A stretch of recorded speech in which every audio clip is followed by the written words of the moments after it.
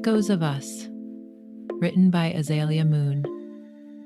Previously on Echoes of Us, Camila and Sebastián return to her Brooklyn brownstone, a space that holds every version of who she's been, Cece, Luna, and now, the woman ready to face the truth. Along the way, Camila opened up about the life she built after their separation, the grief that shaped her, the resilience that carried her, and the reinvention that made her whole. Sebastián listened, witnessing the strength behind her success and the silence beneath it. As the night unfolded, so did their connection. Through conversation, shared memories, and quiet intimacy, they began to reclaim the bond that once defined them. But it was in the basement, among the artifacts of her late father's life, that everything shifted. There they uncovered ledgers pointing to corruption in the music industry, and a cassette labeled La Verdad. With her Walkman in hand and Sebastián by her side, Camila made a choice: to stop running and to press play on whatever truth her father left behind. And now, the story continues. Episode 11. Sebastián and I sit so close our foreheads touch, breath mingling in the stillness between us. One earbud in my ear, the other in his. The cord pulls taut between us like a live wire. I can feel his heartbeat through the silence. Or maybe it's mine, pounding in my throat.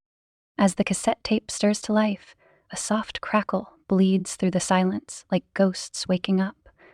We hold our breath, waiting for whatever voice, whatever truth comes next. Then a phone rings and I hear him. ¿Cómo estás, mi amor?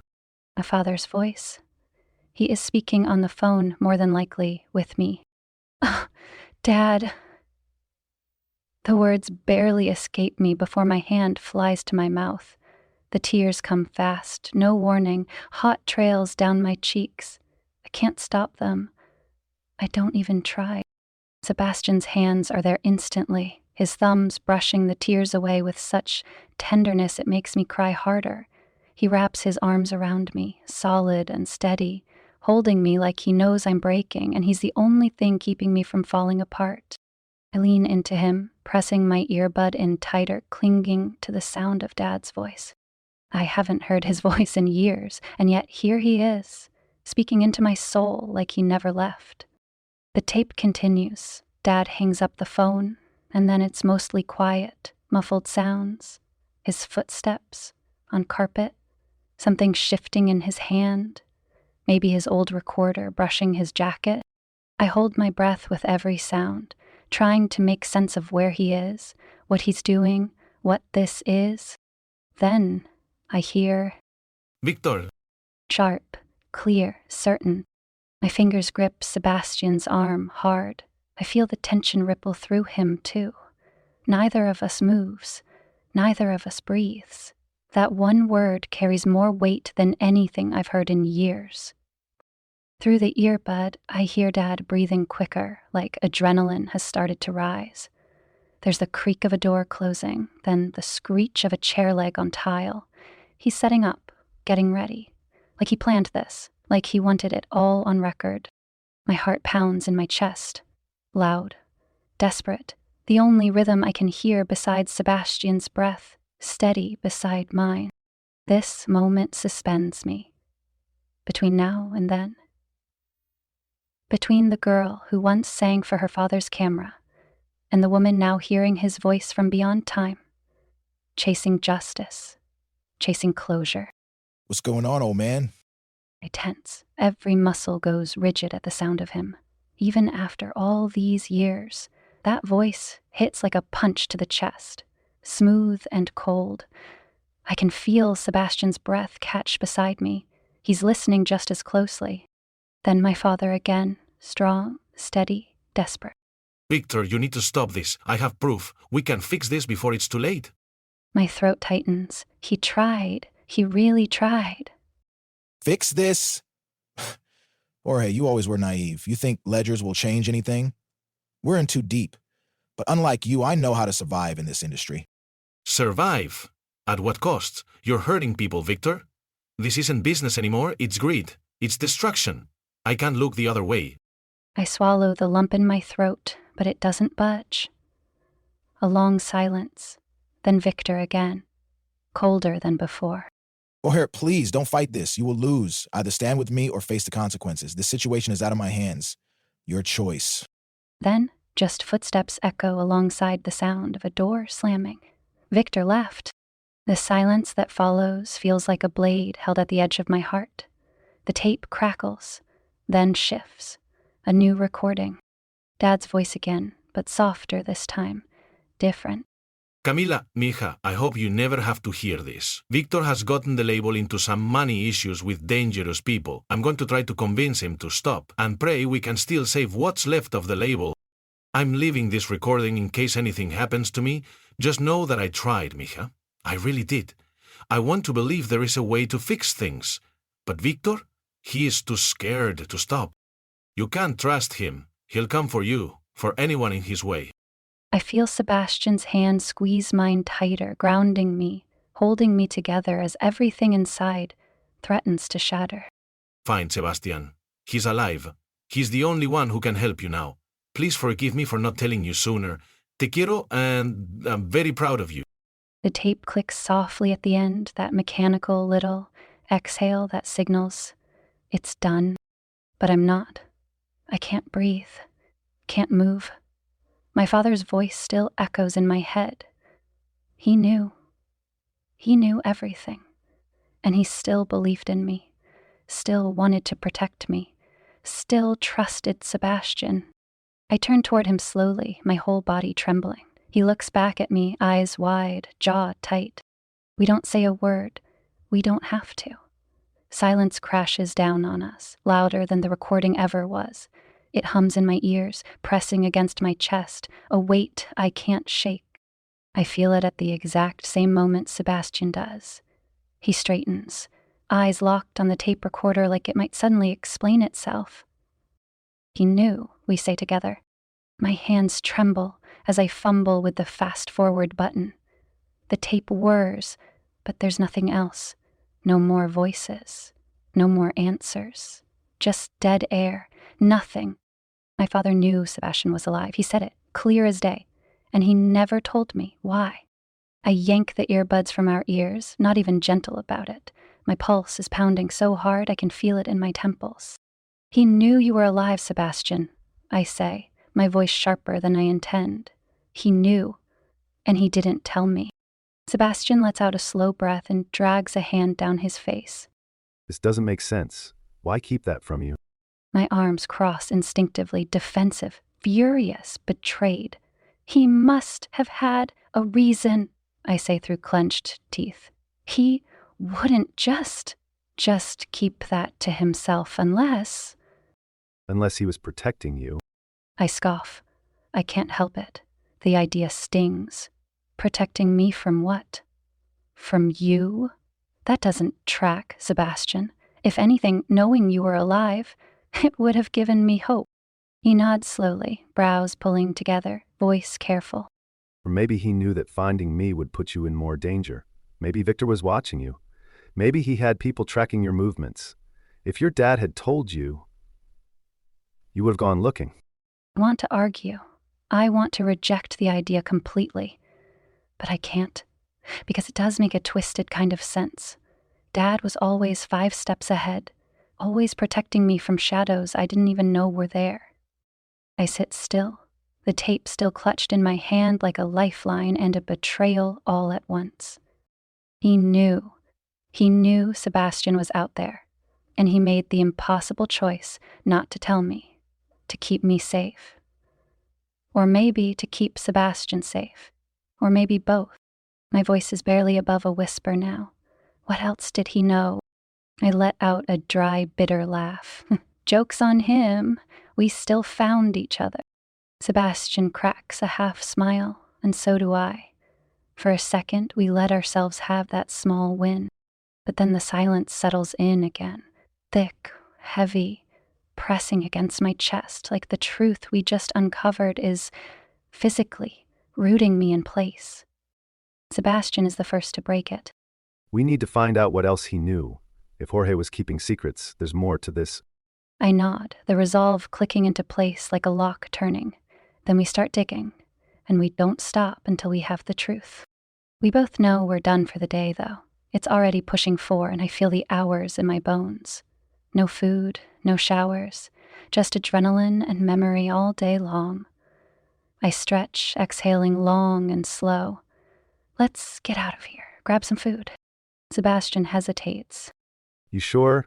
Maybe we should order in. We don't know what Victor's up to. I tilt my head, giving him a look.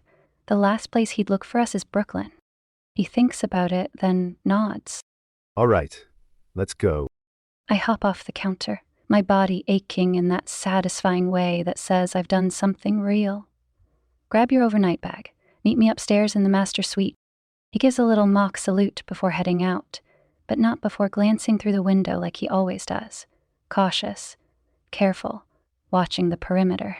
I watch him pause outside, check his phone, fingers moving fast, probably checking in with Mari, keeping tabs, buying us more time. He disappears into the SUV and I head upstairs. The master suite is my sanctuary. I run the water in the oversized hot tub, adding just enough bubble bath to turn the surface into silk. I place candles where the light hits just right, soft, flickering shadows dancing across the marble. I cue up an old-school R&B playlist, something sultry and slow, and then I ease myself in. The water is everything. Warmth seeps into my muscles, into the ache behind my eyes. I close them. For the first time in days, I let myself just be. The door creaks open behind me. I don't have to look. I already know it's him. Room for one more? Sebastián's voice comes low and teasing, and when I glance back, he's got that ridiculous, irresistible smirk stretched across his face. He undresses slowly, like he knows I'm watching, and yes, I'm watching. My eyes trace every line of him, familiar and new all at once. When he steps into the water, it shifts around us, warm and intimate. I reach for the champagne glasses I set at the edge, water lapping at my arms as I stretch up. I hand him one, then lift mine in a toast. To finding each other against all odds, I say, and to finally putting the past to rest. Enjoy the now, and worry about later. Cheers. Salud. Dinero y mucho, mucho amor. Laugh because Sebastián's Spanish, it's actually good now, shockingly good. Back then, it was a disaster. Hilarious, charming, but terrible. He used to love imitating Walter Mercado, throwing on a dramatic voice and gesturing like he was casting spells instead of reading horoscopes. Every sign got the same over-the-top flair. Mucho, mucho amor.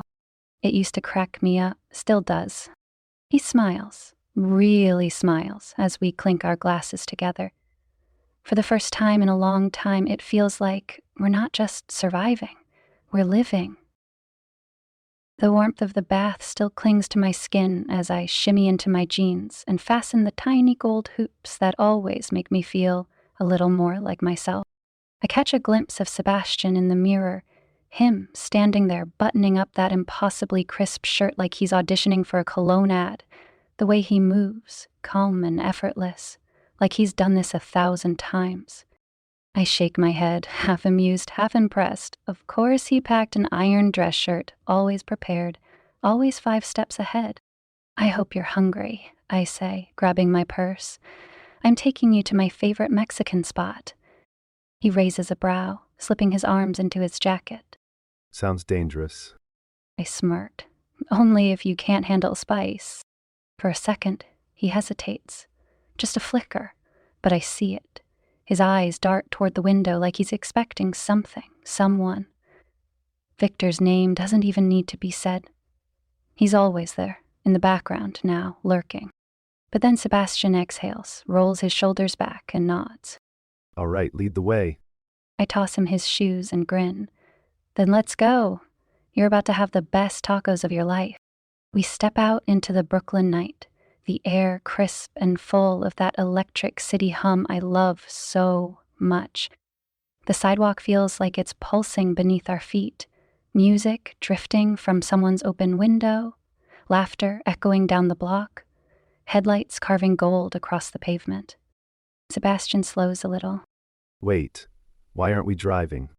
I laugh, linking my arm through his like it's the most natural thing in the world. Relax, Jersey boy, we can walk here. It's called civilization. The place is right around the corner. He sighs, but I catch the smile tugging at his lips. He lets me pull him along, our footsteps sinking as we pass brownstones lit up with soft lamps and flickering TV screens. The world feels quieter here, like it's giving us a minute to breathe. The restaurant is tiny and loud and perfect. The smell hits me before we even open the door. Chili, lime, fresh tortillas.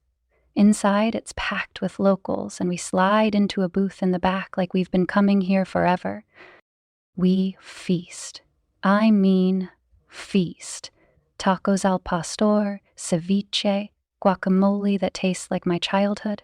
We clink margarita glasses and laugh until my stomach hurts.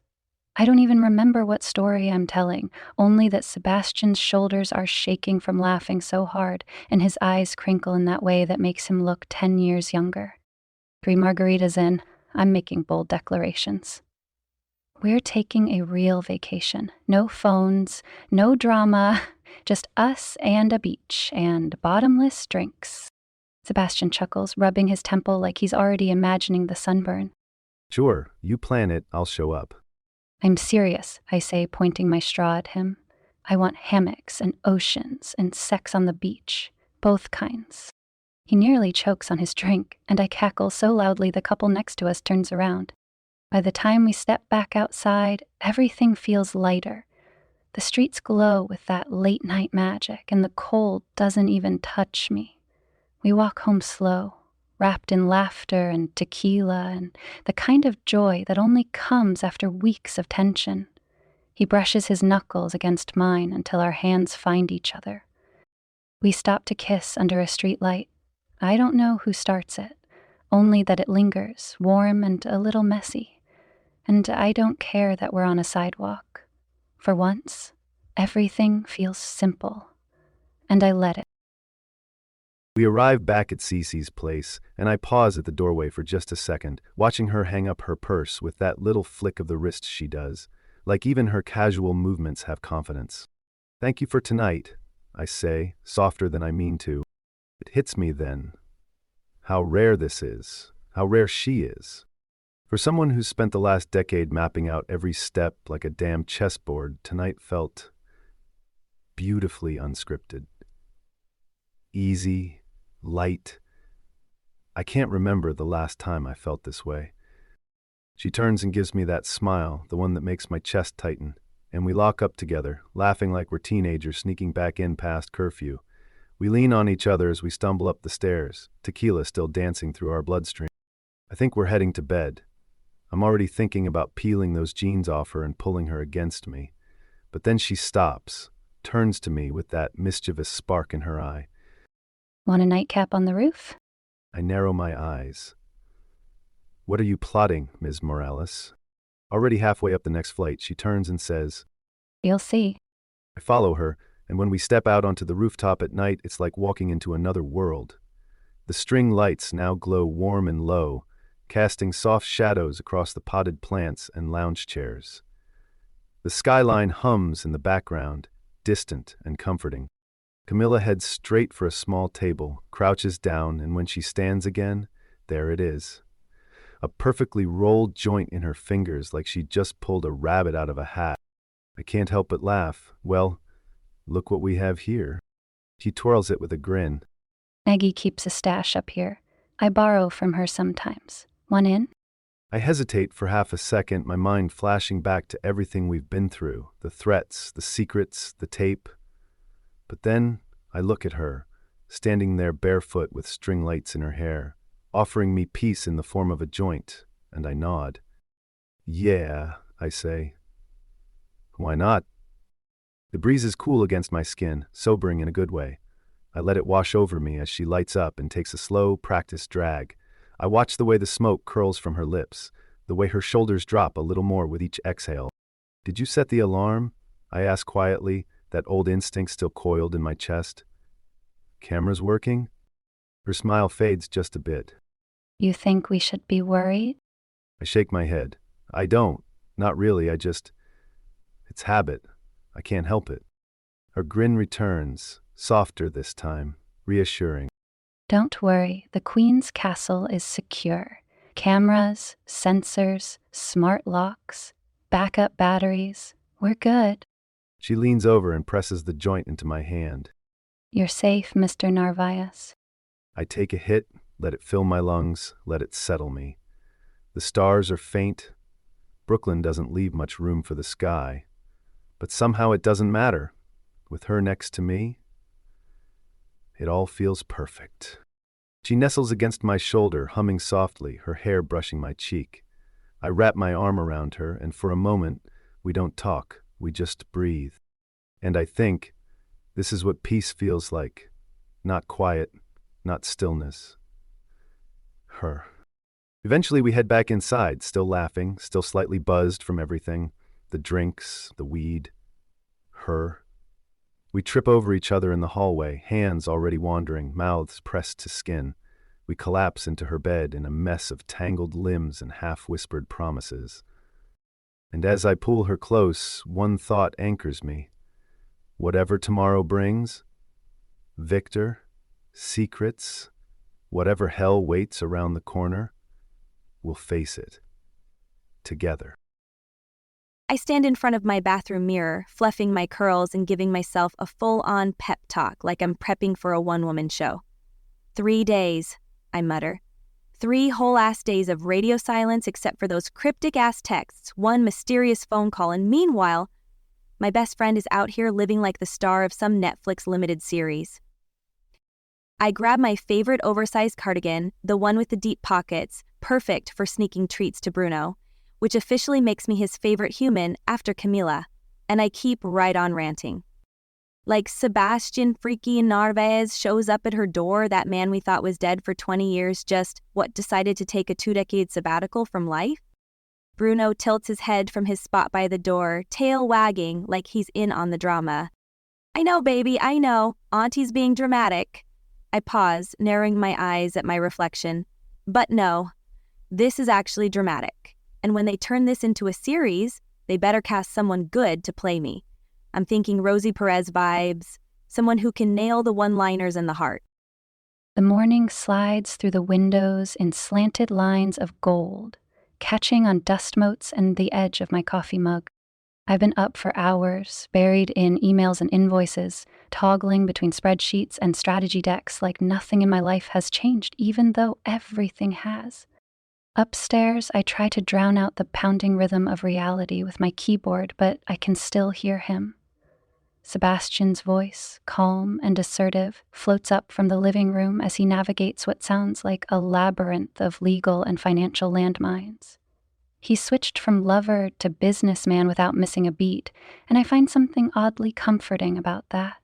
By noon, I'm restless. My stomach's rumbling and my brain is fried, so I wander downstairs in my favorite oversized sweatshirt and socks. Sebastián's planted on the couch, surrounded by chaos. Laptop open, notes scribbled everywhere, 2 empty coffee cups teetering on the edge of the table. Without a word, I walk over and lift the laptop from his lap, replacing it with myself. His surprised chuckle warms me in places that have nothing to do with touch.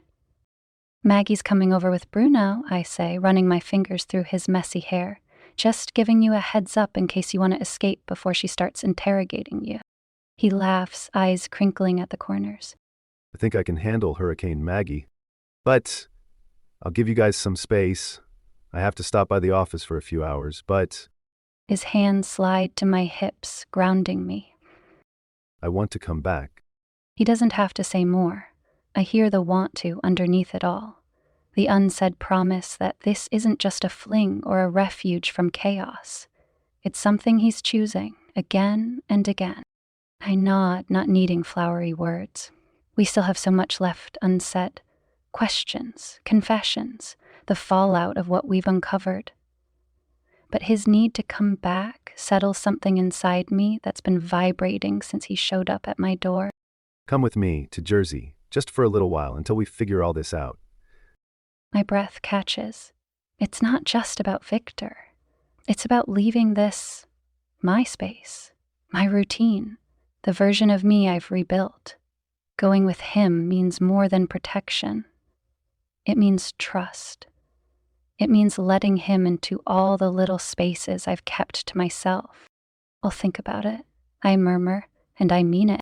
He leans in, presses a soft kiss to my temple, one of those kisses that lingers even after he pulls away, and starts gathering his things. I busy myself fluffing throw pillows and straightening the living room like it'll somehow keep Maggie from picking apart my entire existence. I've known her too long to think I can actually throw her off the scent, but I try anyway. Sebastián pauses at the door, keys in hand, a sheepish smile tugging at his lips. Tell Maggie I said hello. Geez, he's adorable when he's awkward.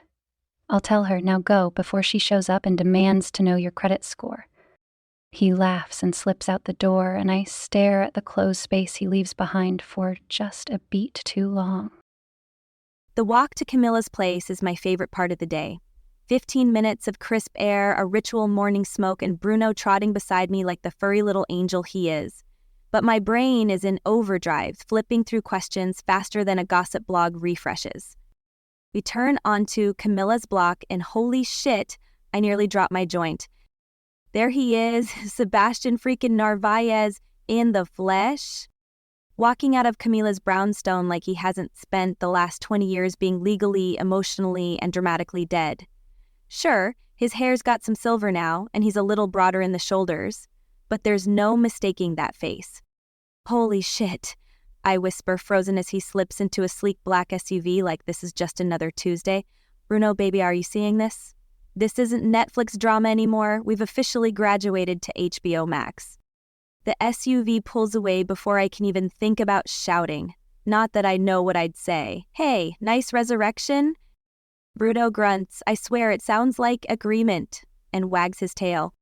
Oh yeah, I sigh, flicking the last bit of my joint away. Your mama has some serious explaining to do. I pat my cardigan pocket, where my emergency stash resides. The good stuff, the kind I only bring out for a full-blown best friend crisis. Something tells me we're going to need it. Come on, Bruno, I say, picking up the pace. Time to get all the chisme straight from the source. She better not leave out a single damn detail. While waiting for Maggie to arrive, I finish picking up the remnants of last night, and then I hear it. The distant jingle of a leash, the unmistakable rhythm of Maggie's footsteps on my front porch, and the joyful bark of Bruno, my golden retriever / emotional support animal / secret agent of chaos. I take a deep breath and whisper to myself, all right, here we go. Because Maggie Alvarez is 5 feet of blunt force honesty and fierce loyalty, and she's about to turn this calm little morning into a full-blown emotional audit. And honestly, I wouldn't have it any other way. I don't bother with the doorbell. Please, this is way past doorbell territory. I've got a key, and I've got questions. Camila Luna Morales, I yell as I barge in, Bruno charging ahead like he owns the place. You better have tequila ready because we need to talk. Bruno's barking echoes through the house as he bolts toward the kitchen. I follow the sound of his little paws skittering across the floor, and sure enough, there she is. Camila, cool as ever, standing at the counter, pouring margaritas like this is a casual Saturday and not a full-on supernatural soap opera.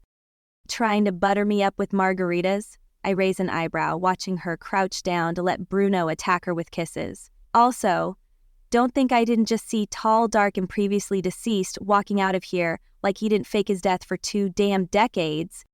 She stands, biting back a smile that only makes her look guiltier. Good morning to you too, Magdalena. Oh no, don't you Magdalena me. I toss my cardigan on the back of a chair and plop down like I live here. Which, let's be honest, I kind of do.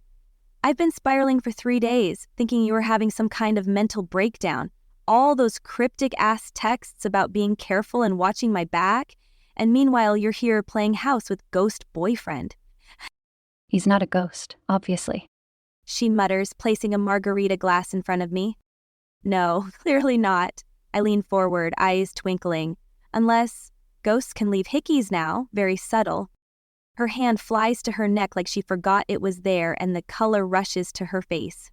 It's not, Girl, please. I pull out my stash and start rolling without missing a beat. He walked out of here looking like he just got laid and forgiven in the same night. I can do basic math. Bruno thumps his tail against the floor, now comfortably sprawled at Camilla's feet. She reaches down to pet him, probably so she can stall. She always pets when she's about to drop a bomb. It's complicated, Mags. I raise a brow. When is it not complicated with you two? I light up and take a long, steady drag before handing it to her.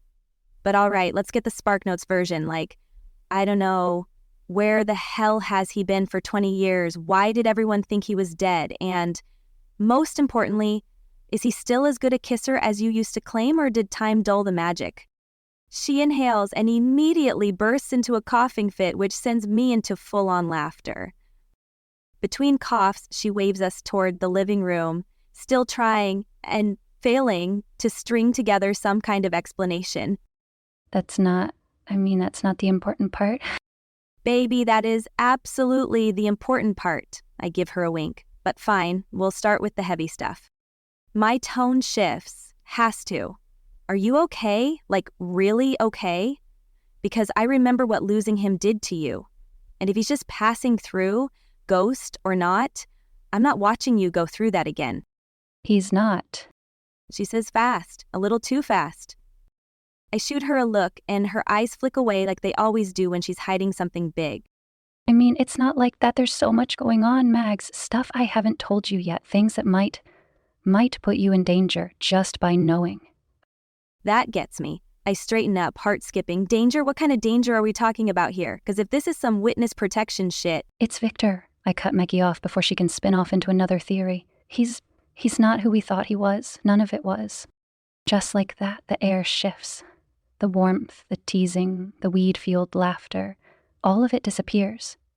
Maggie's whole face hardens like someone flipped a switch. Tell me everything, and don't you dare leave anything out. Bruno, ever the little empath, nudges closer to my legs and settles in, like he knows what's coming. So I tell her. I tell her everything.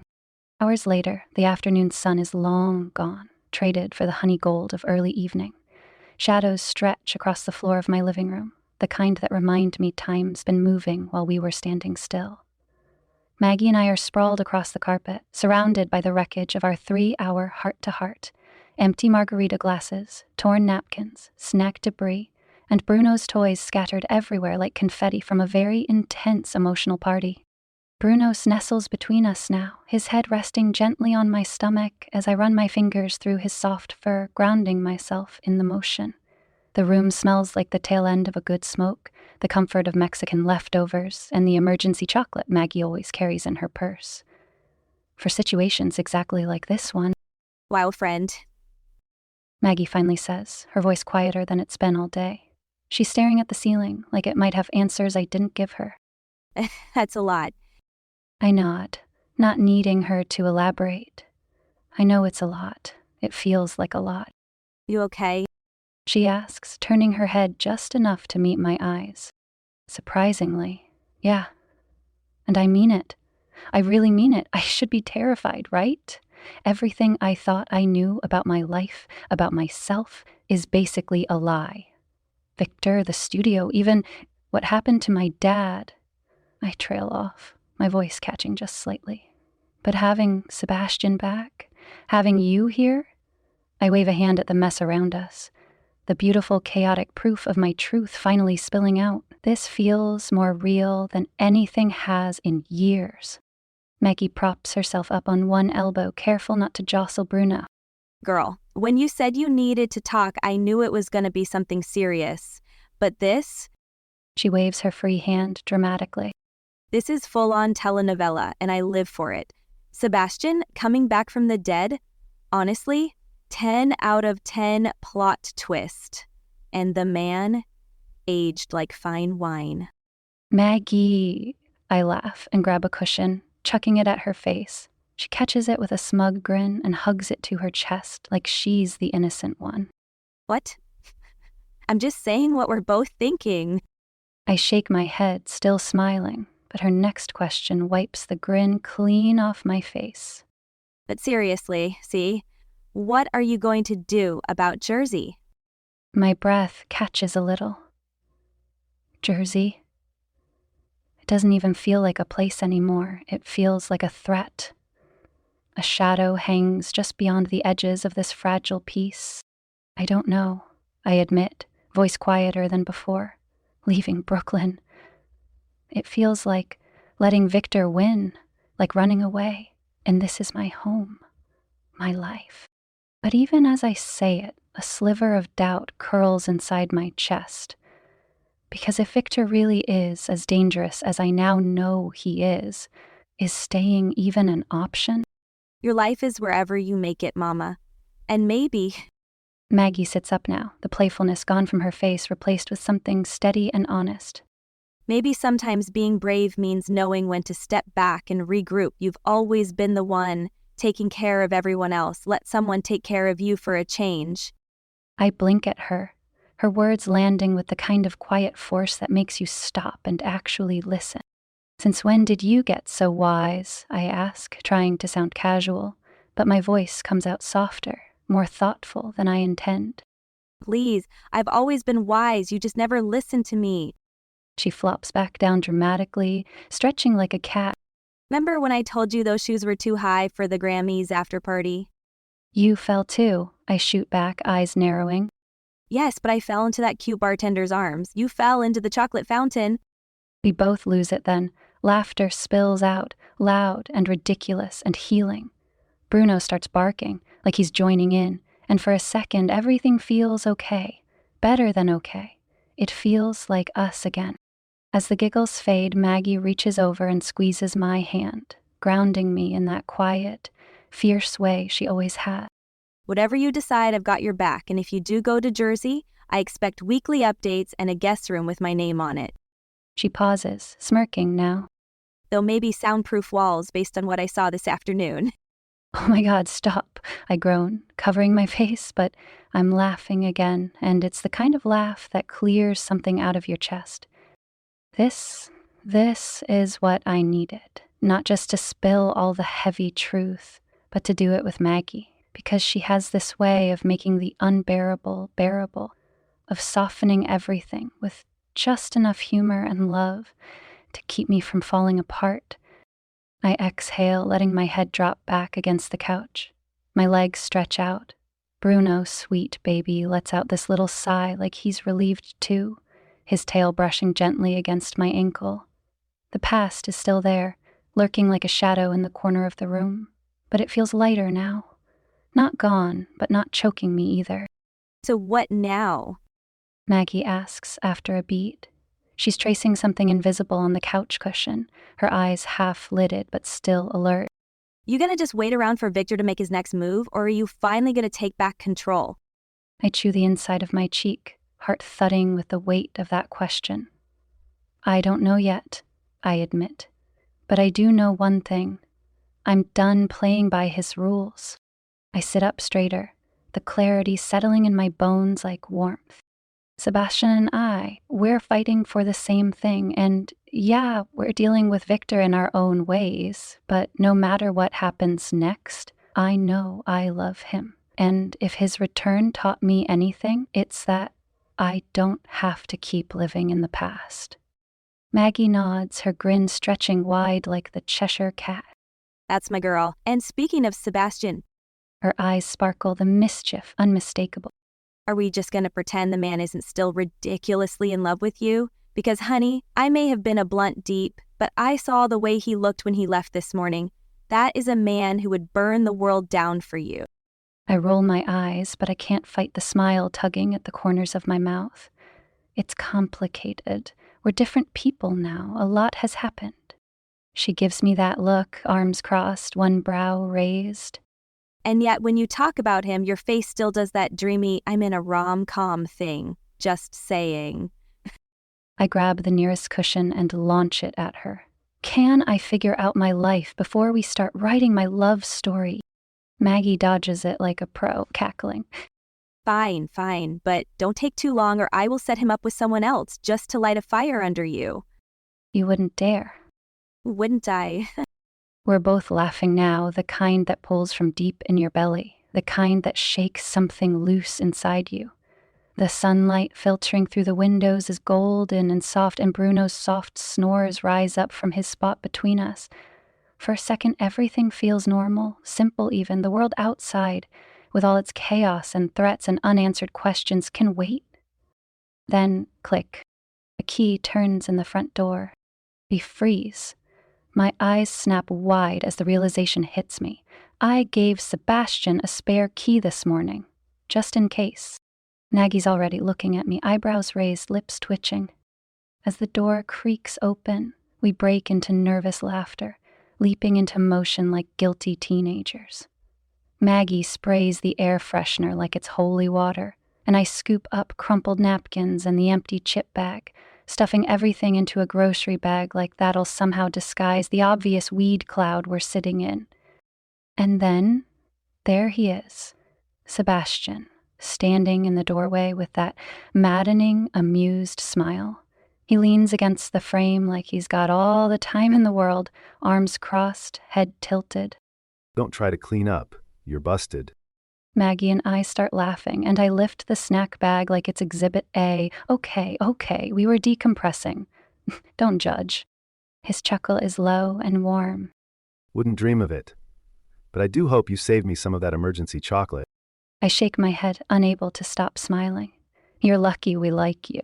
He steps inside, closing the door behind him, the air shifting with the quiet, undeniable weight of his presence. Bruno stirs, gives one happy thump of his tail, then goes back to sleep. And just like that, the room feels fuller. More complicated, more real, but still safe. Still ours.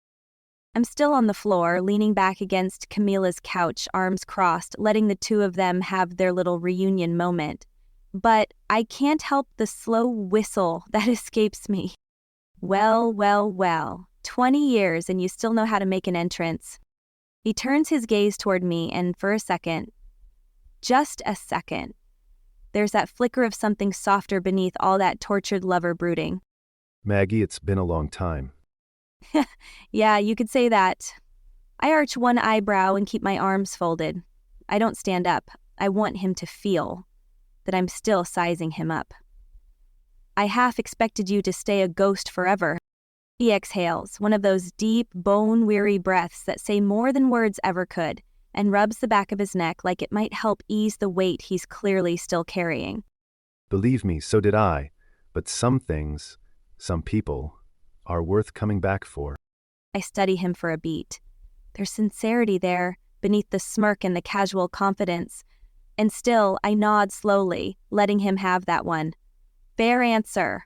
But just so we're clear, I take a step forward, lowering my voice just enough to make sure it hits. You hurt her again, and I will personally make sure you regret it. His eyes meet mine, and to his credit, he doesn't flinch, just lets out a soft laugh and raises his hands like I've got a weapon pointed at him. Noted. He says that maddening little smirk tugging at the corner of his mouth. Now, can we eat? I brought food, and I promise it's better than emergency chocolate. Camila's stomach chooses this moment to make a very loud, very honest sound. I burst out laughing and manage to say, well, I guess that answers that. Sebastián holds up a takeout bag like it's some kind of peace offering. Picked up some favorites on the way back. Tacos, empanadas, and a spicy salsa. We all laugh and move toward the kitchen, the mood loosening with every step. The sharp edges of the past soften just a little, replaced, for now, by the simple ritual of shared food and shared space. Plates clatter, jokes fly. Bruno circles our feet, hopeful for crumbs. And in this moment, I let myself believe what I see. 3 people, my 2 favorite people, broken in their own ways, finding something that feels like peace around a table, that remembers who they were and who they might still be. It's not perfect, but it's real. And that's more than enough for tonight. After we eat and the laughter starts to settle into a quiet kind of comfort, I wipe my hands on a napkin and feel that old ache rising again. Low, persistent, impossible to ignore. I glance at Maggie, her smile still soft from whatever joke Sebastián cracked last, and I say it before I lose my nerve. There's something we found in my dad's things, I say, looking at Maggie. A camcorder with a tape inside. I think we need to watch it. Maggie's smile falters. What kind of tape? I don't know, I admit, picking at the corner of the napkin, but it was in his box, the one from the basement. That means something. Sebastián straightens beside me. His jaw tightens, and I can see the shift in him. Protective, alert. Let's watch it. We move into the living room. Whatever lightness the meal brought evaporates, replaced by a thick, electric silence. The air feels heavy with unspoken fears and the weight of what we might learn. I set the camcorder on the coffee table. Sebastián crouches in front of the TV, connecting it with the bundle of wires he brought from work. I sit next to Maggie on the couch, heart hammering in my chest. The tape rewinds with a soft whir. Then he presses play. The screen flickers. August 25th, 2008, 6:00 p.m. The timestamp sends a cold shiver through me. I remember that day. I didn't know it then, but it was the last day I ever saw my father alive. On the screen, my dad, Jorge, is in his office at the studio. He sets up the camcorder behind a row of books on the bookshelf. The camera tilts slightly, catching just enough of the room. Then he sits at his desk, waiting. A moment later, Victor walks in. Sebastián's hand finds mine, and I grip it hard. Even through the grainy footage, I can see the fury on his face. They argue, loudly.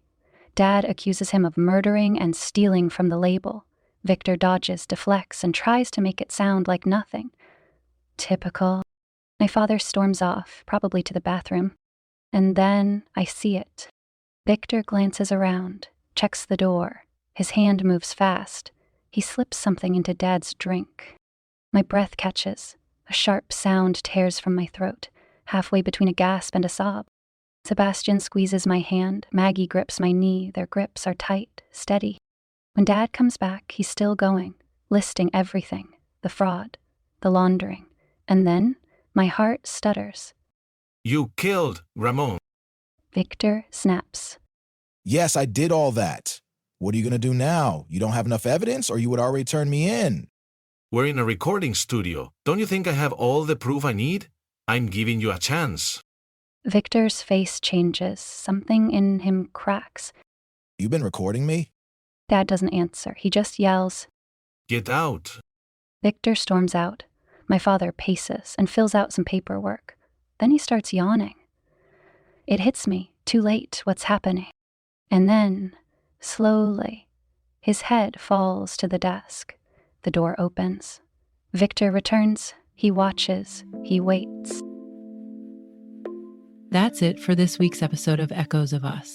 But the story is far from over. New episodes drop every Thursday, so be sure to follow, subscribe, and never miss a moment. Thank you for listening and being a part of the story. Your support means everything.